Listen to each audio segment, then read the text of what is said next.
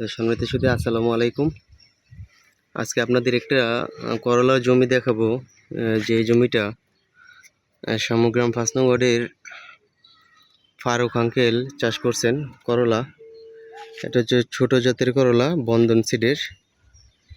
দেখুন একই জায়গাতে কি পরিমাণ করলা ধরছে, একদম গিটে গিটে।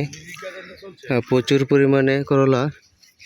এটা হচ্ছে ছোট জাতের করলা। দেখুন এই করলাটা কিন্তু চাহিদা বেশি থাকে বাজারে এবং দামও থাকে ভালো। বন্ধন সিডের এই করলা চাষ করলে কিন্তু লাভবান হওয়া যাবে, কারণ দেখা যাচ্ছে এটা প্রচুর দরে।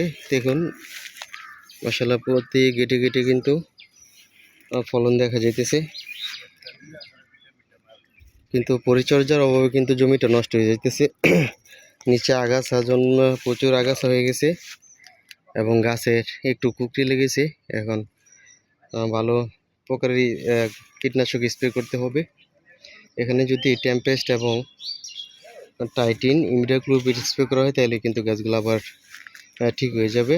পাশাপাশি যখন সালফার স্প্রে করে দেওয়া হবে এবং আগাছাগুলো নিড়ানি দিয়ে একটু সার ছিটিয়ে দেওয়া হবে, তখন কিন্তু গাছগুলো আবার ঠিক হয়ে যাবে। ঠিক হয়ে কিন্তু আবার প্রচুর ফলন দিবে। এমনিতেই কিন্তু গাছ কম হলেও কিন্তু মাশাআল্লাহ ফল কিন্তু আলহামদুলিল্লাহ সন্তোষজনক।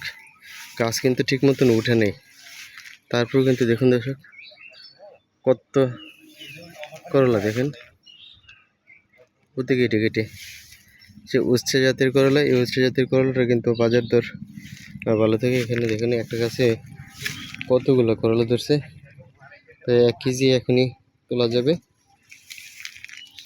দর্শক এই গাছটাতেও কিন্তু